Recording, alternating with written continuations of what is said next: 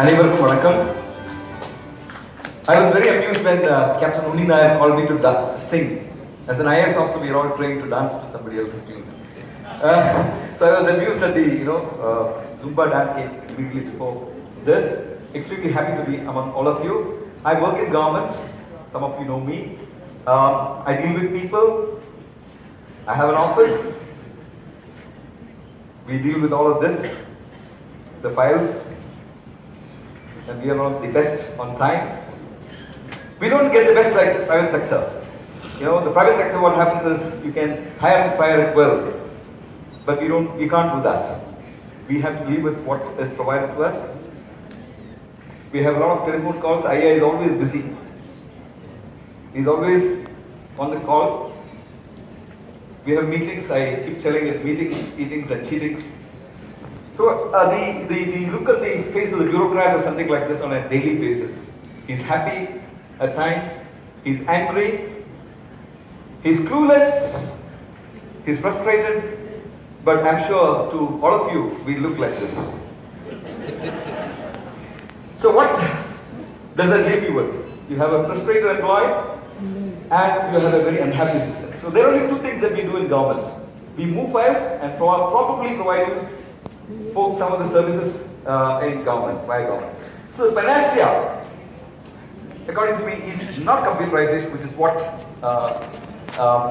is fronted about. The panacea is transformational leadership.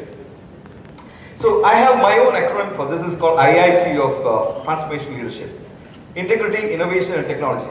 The catch here is that you don't get all three together in one person. It's very difficult to get all three. You might have integrity, but your innovation is not good. You might have innovation, but your integrity is not good. It's very difficult to find people with all three qualities rolled into one. If you have that, we will have transformational leadership. So this is one country, we all admire. This was in the 1960s. 1960s, Singapore looked like this. Can you imagine this is the picture of Singapore? And today, you know what it looks like. So one man thought that it's possible to actually change Singapore. Why is it that after 70 years we still talk about poverty? Why can't we talk about prosperity? Why do we still talk about poverty line when we can have a prosperity line? These are things which we should think about as a society, because we can ad nauseum go about saying development, poverty, etc. But there comes a time in the history of a nation when we need to be on par with our peers in the world. As we were. We have the capacity, we have the capability, we have the good bureaucracy. I'm not that. I am sure none of you agree with me. So I will just show you snippets of what we have done to show you what is possible in governance also. So this I head what's called the Tamil Nadu Handicrafts Development Corporation. I also am the CEO of Khadi. I am also part of the CM office as OSD, CM Special Cell. I run the Amma call center.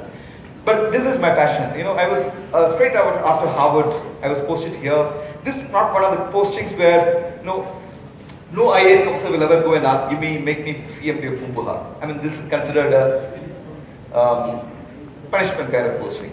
But 2014 September, and I've completed 3 years, and I have great satisfaction in having done that. I found that it's an extremely beautiful area to be, space to be, and we can do a lot with artisans. So I just want you to look at those blue lines. When I joined, those 31 crores, and now we are taking to 40 crores in 2 years. This is nothing great compared to what Dr. Velimani does, 4,000 crores, what others do. But this is a level gem, and we have kind of shown that it's possible with technology and with a lot of passion to transform an organization which is otherwise somnolent, as it were. But what I've done is we are trying to build on the great work that my predecessors have done and the great community of team that I had. The solutions that we are given, and it's all E. So when I was MD Elcott, I was fighting a mosquito. Somebody came and asked, "What are you doing?" I said, "I'm doing e-governance."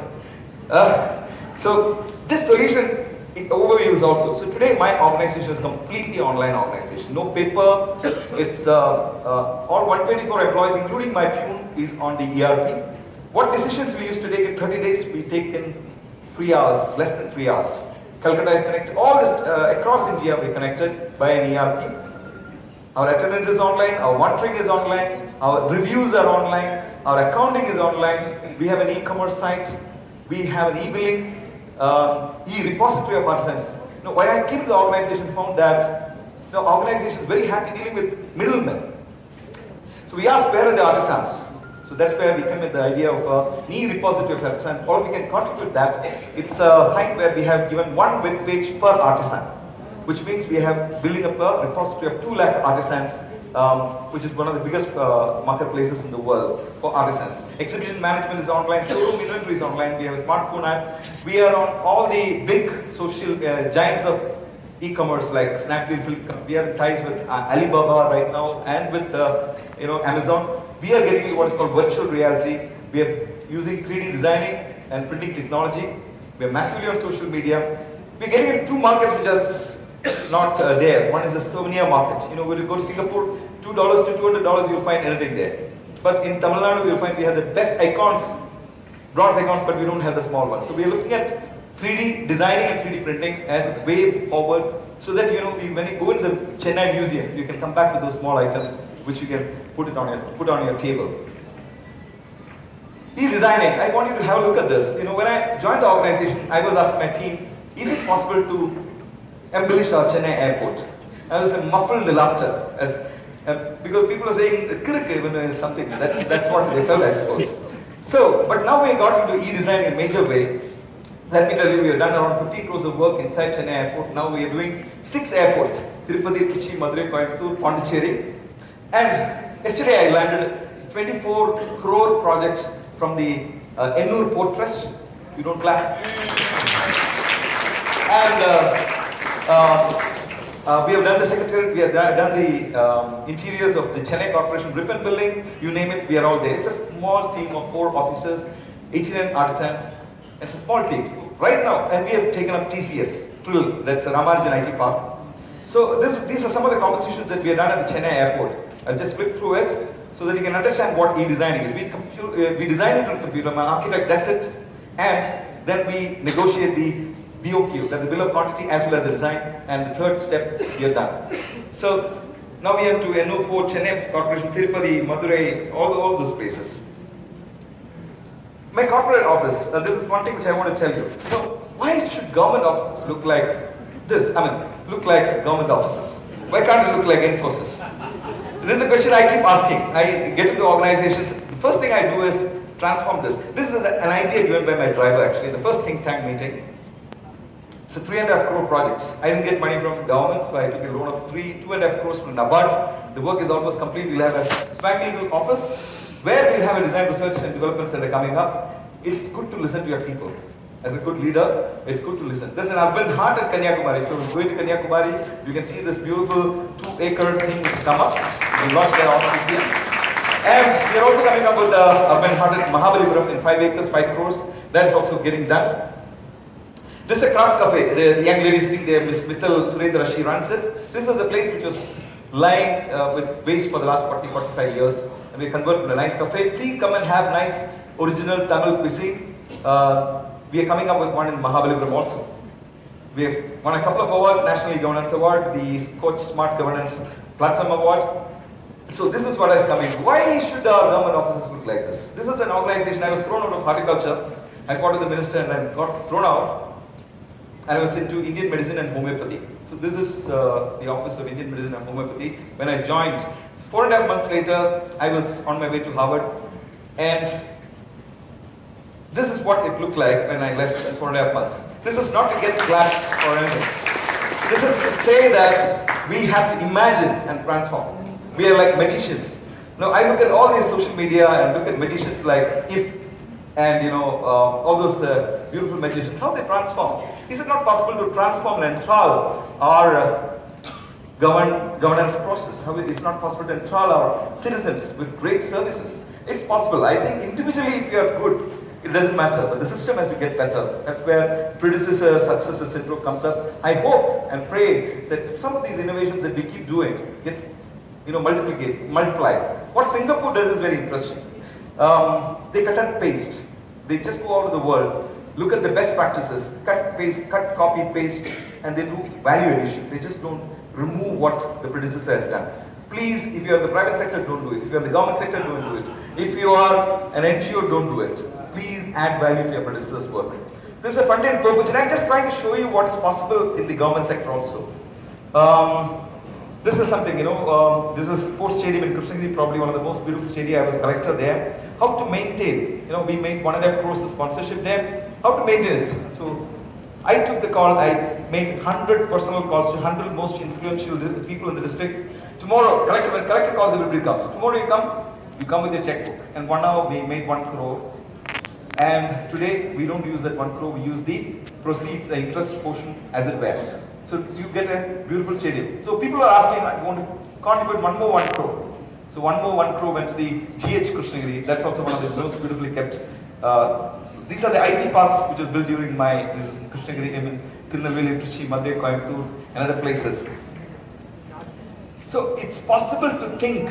So these are the e-certificates. I would like to, before we all get into our coffins, we'd like to see our country now as number one, isn't it? And you, as a citizen, getting services from sitting in front of a computer. That's what we should experience, right? There's a country called Estonia. 20 years back, there was not even a mobile phone. Today is probably the most connected country in the world. Nothing bad about technology. People say that negative sides are there. But I am the one to believe that if our poor people have to get ahead, technology is the big. This is one of the big works I have done, getting back 10,000 out of school children, tracking them online. I can do it still now. This is the rural BPO which we did as a collector in Krishnagiri. These are 10th standard dropouts. That building which we convert into this, these are 10th standard dropouts working with a Fortune 500 company called US Allstate Insurance. This was in 2006. This is another building which we convert like this. Dr. Kalam was interested. He personally came over, spent a whole day with us. So, what am I trying to communicate to all of you? You should start demanding better and higher services from government. We are capable of delivering with people like all of you. And leadership is all about listening to people. It's about having no personal agenda. It's about high integrity. It's about thinking world class. This is what we have to do. If Dr. Velumani can do that. Vijay is here. There's a big name here. We can all get inspired by these personal examples and start demanding. Because I'll tell you why I'm telling you this. This room, you just imagine this room. This room would have been built by somebody like him. Right? But when the room is complete, he has no access to it. You look at our roads. Our roads are done by Bengalis and people from Jharkhand and other places. When the road is built, they have no access. They don't do their bikes. We put our milks on it. Our own farmers, they give us 2-3 square meals a day, but they're coming suicide. My own artisans, they produce the best artifacts, but they are penury. So my point is that the poor cross-subsidize our happiness. And if it's that's a big cruel irony of life. If it's possible, through technology, to change governance as it were, then we'll have a better India. And lots of stuff is happening. Lots of things are happening in the country towards this. But we need to have a level jump. I want all of you to think like this. Think about government in a very positive sense. It's possible to transform. I wish you the very best. I thank Colonel David, Dr. Renuka for giving me this opportunity. It's a short time that is there to explain, but I'm sure you got the essence of it. Thank you. Wish you all the best.